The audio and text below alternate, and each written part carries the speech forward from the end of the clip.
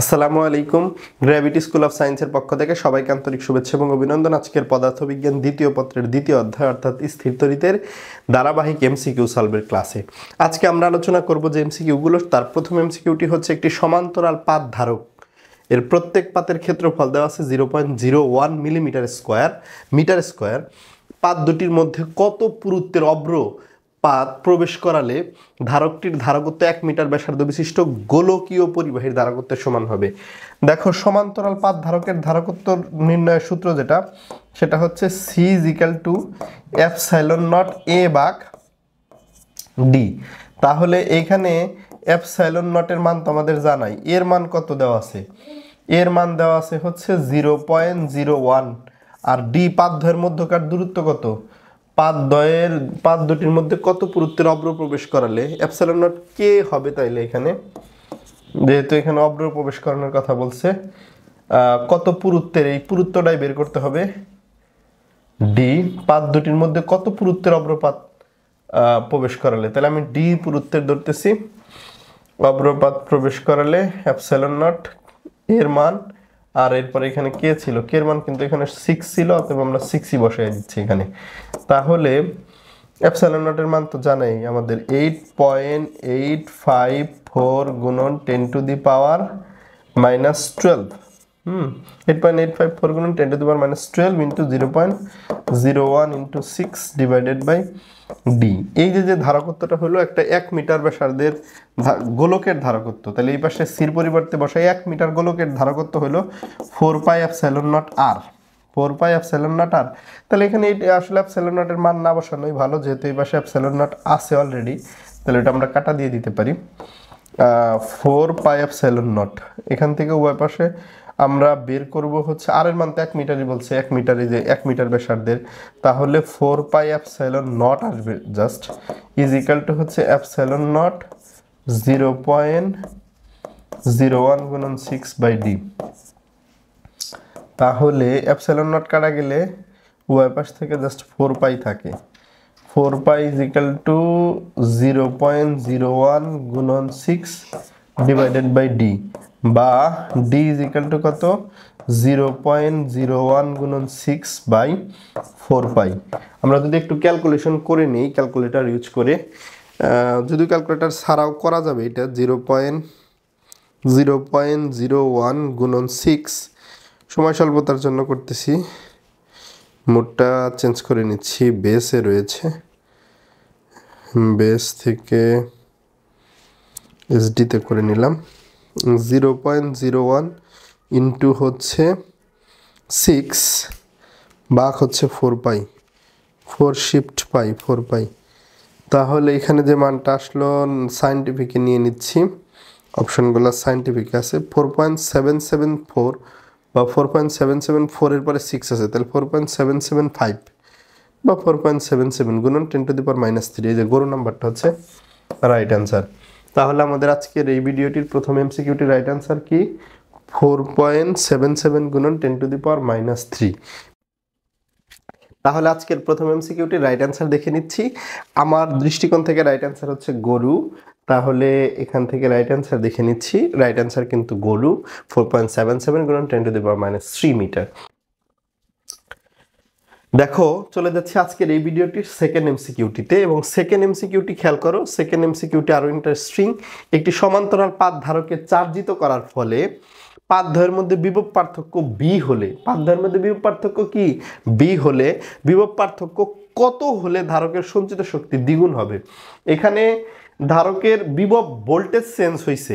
আমরা ধারকের সঞ্চিত শক্তির যে ফর্মুলাগুলো জানি, half CV square, half QV আর half Q square by C.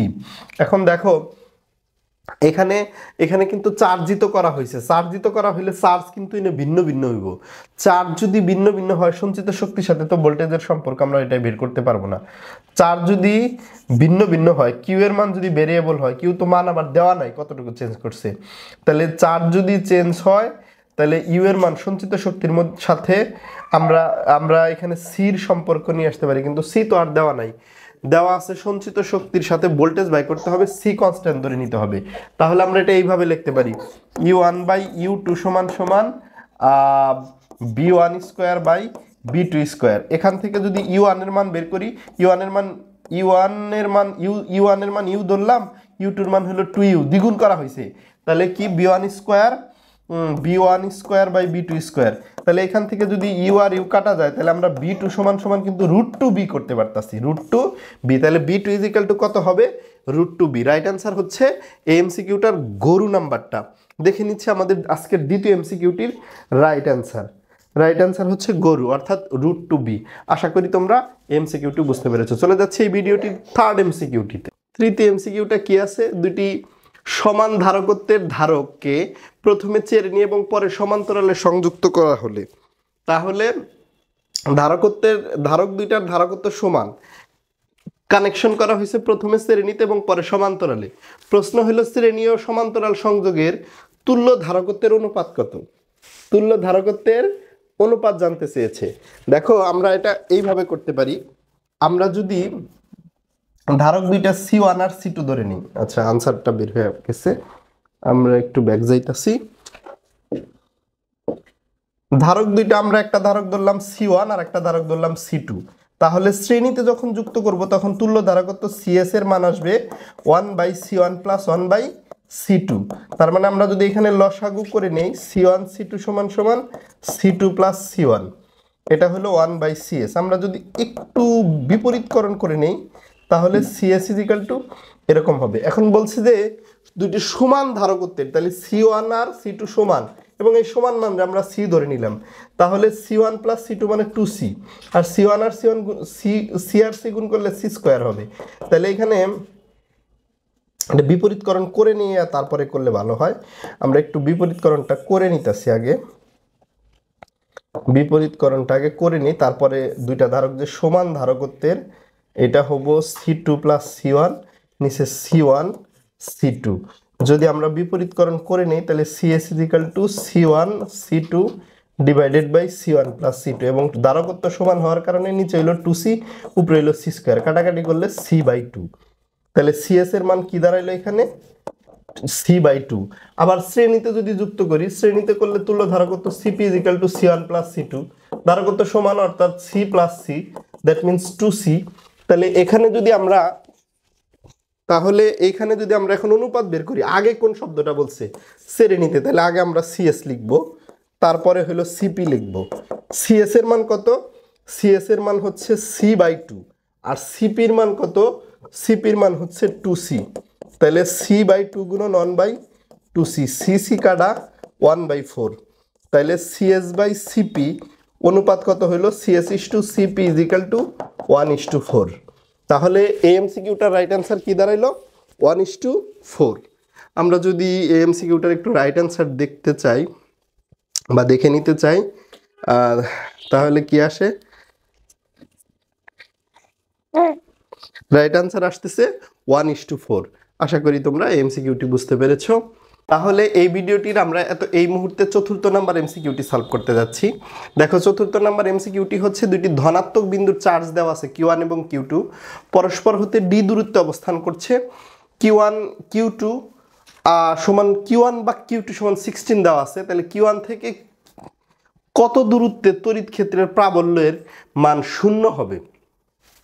দুইটা ধনাত্মক বিন্দু চার্জ, আমরা যদি একটু ছবিটা আঁকায় নিতে চাই, ঘটনাটা চিত্রের মাধ্যমে রিপ্রেজেন্ট করতে চাই, তাহলে বিষয়টা কিন্তু অনেকটাই ক্লিয়ার হবে। এখানে একটা বস্তু Q1 চার্জের, এখানে একটা বস্তু Q2 চার্জের।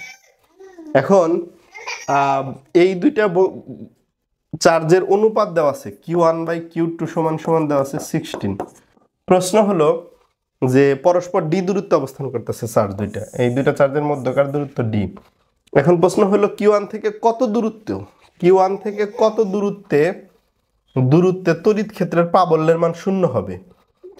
আমাদের বিষয়টা হচ্ছে এখান থেকে কত দূরত্বে প্রাবল্য 0 হবে। আমি ধরলাম x মিটার দূরত্বে প্রাবল্য 0 হবে। এটা যদি x মিটার দূরত্বে প্রাবল্য 0 হয়, তাহলে এই পাশ থেকে কিন্তু এটা D - x, এটা এই ডিস্টেন্স, এই বিন্দুটা D - x হয়। তাহলে আমরা যদি এই বিন্দুটা A ধরি, এটা যদি B ধরি, এটা C ধরি, তাহলে সি বিন্দুতে এ বিন্দুর চার্জের জন্য যে প্রাবল্য AC E of AC is equal to 1/4 pi epsilon naught Q one by কি আছে এখানে এক্স স্কোয়ার হবে। আর ই অফ বিসি মানে বি বিন্দুর চার্জের জন্য সি বিন্দুতে প্রাবল্য 1/4 pi epsilon naught Q two by E of বিসির মান কত, বি বিন্দুর চার্জের জন্য সি বিন্দুতে প্রাবল্য, তাহলে এটার ডিস্টেন্সটা হলো ডি মাইনাস এক্স, তার কিন্তু হোল স্কোয়ার হবে। এখন বলছে প্রাবল্য শূন্য হবে, তার মানে এইটা থেকে এটা বাদ দিলে 0 হবে। লব্ধি প্রাবল্য মানে কি, এখানে ই অফ এসি থেকে ই অফ বিসি বাদ দিলে প্রাবল্যের মান 0 হবে। তাহলে বিষয়টা এরকম হয় 1/4 pi epsilon naught Q one by x square is equal to 1/4 pi epsilon naught Q two by D minus x square. এটা একটা থেকে আর একটা বাদ দিলে 0 হওয়া যে কথা, একটা আর একটা সমান হওয়া একই কথা কিন্তু। হ্যাঁ, এখন আমরা যদি উভয় পাশ থেকে 1/4 পাই এপসাইলন নট বাদ দিয়ে দিই, তাহলে Q one by x square is equal to Q two by D minus x square, এরকম একটা টার্ম আসে। এখন কিউ1 বাই কিউ2 যদি এই পাশে নিয়ে আসি কিউ1 বাই কিউ2, তাহলে কিন্তু এখানে আর আমরা এটার বলে একান্তরকরণ করি, মানে বিষয়টা যেটা করলাম সেটা হচ্ছে এই এক্স স্কোয়ারটা এখানে নিয়ে আসলাম আর কিউটা এখানে নিয়ে আসলাম। দেখো আবার কিউ1 বাই কিউ2 মানে কিন্তু 16 দেওয়া আছে, তাহলে এই অংশের মান কিন্তু আমরা 16 বসাইতে পারি। হ্যাঁ, 16 বসাইতে পারি x square by D minus x তার হোল স্কোয়ার। এবার যদি বর্গমূল করি তাহলে এটা 4 আসে আর এখানে x by D minus x আসে, তাহলে 4d আর গুণ করলে 4d minus 4x is equal to x, তার মানে 5x ইকুয়াল 4d, তার মানে x is equal to 4d by 5 তাহলে বলছিল যে কিউ1 চার্জ থেকে কত দূরত্বে, তাহলে কিউ1 চার্জ থেকে 4d বাই 5 দূরত্বে প্রাবল্যের মান 0 হবে। এই যে দেখো রাইট আনসার কিন্তু মার্ক করা আছে 4d বাই 5, এখানে ডিটা কিন্তু লব, 5টা কিন্তু হর, মানে খ নাম্বারটা হচ্ছে রাইট আনসার। এই ভিডিওটার একেবারে লাস্ট এমসিকিউতে চলে যাচ্ছি। আমরা প্রত্যেকটা ভিডিওতে 5টা করে এমসিকিউ সলভ করছিলাম এবং এই ভিডিওটার একেবারে লাস্ট এমসিকিউ হচ্ছে এটা, একটি বৃত্তাকার পৃষ্ঠতল সমান্তরাল পাত ধারকের পৃষ্ঠতলের ব্যাস এবং পাত দুটির মধ্যে দূরত্ব দুটিকে দ্বিগুণ করা হলে ধারকটির নতুন ধারকত্ব পূর্বের তুলনায় কত হবে, এরকম একটা প্রশ্ন। একটি বৃত্তাকার পৃষ্ঠতল সমান্তরাল পাত ধারকের পৃষ্ঠতলের ব্যাস ও পাত দুটির মধ্যে দূরত্ব দ্বিগুণ করা হলে ধারকটির নতুন ধারকত্ব পূর্বের তুলনায় কত হবে।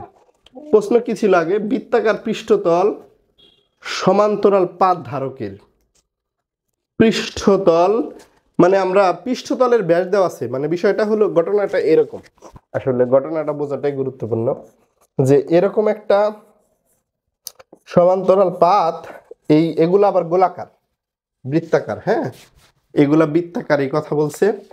পৃষ্ঠতলের ব্যাস দেওয়া, ব্যাস ও পাত দুটির মধ্যে দূরত্ব, পৃষ্ঠতলের ব্যাস মানে কি এই ডিস্টেন্সটা, এটা ডি, এটা যদি দ্বিগুণ করা হয় আর পাত দুটির মধ্যে দূরত্ব, এই যে পাত দুটির মধ্যকার দূরত্ব বলতে এই ডিস্টেন্সটা, হ্যাঁ এটারেও আমরা ডি দিয়েই প্রকাশ করতাম।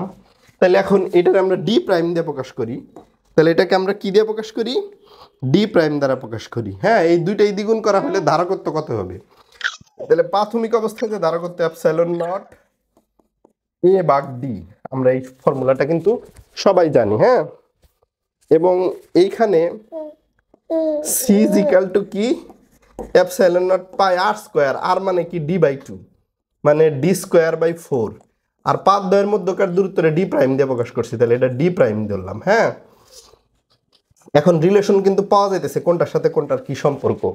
এখন আমরা এটার থেকে রিলেশন সেট আপ করতে পারি, সেটা হলো C1 ভাগ হলো C2, আর এই পাশে কি দাঁড়াইতেছে, এই পাশে দাঁড়াইতেছে হচ্ছে D1 স্কোয়ার ভাগ D2 স্কোয়ার, ডি প্রাইমের সাথে ব্যস্তানুপাতিক, তাহলে ডি প্রাইম 1 যেটা, সেটা ডি প্রাইম 2 উপরে যাব আর ডি প্রাইম 1 হচ্ছে নিচে আসবে, এই হলো ব্যাপার। এখন এগুলা কি করা হয়েছে, ব্যাস এবং পাদ দুটির মধ্যে দূরত্ব দ্বিগুণ করা হয়েছে, তাহলে d1 স্কোয়ার যা আছে তাই, হ্যাঁ। আর এই যে d2 স্কোয়ার মানে হচ্ছে 2d1 স্কোয়ার হবো, তাহলে আলটিমেটলি 4d1 স্কোয়ার হবে। আবার আরেকটা জিনিস এখানে খেয়াল করা যেতে পারে, এই যে এটা কি মধ্যকার দূরত্ব, এটাও তো দ্বিগুণ করা হয়েছে।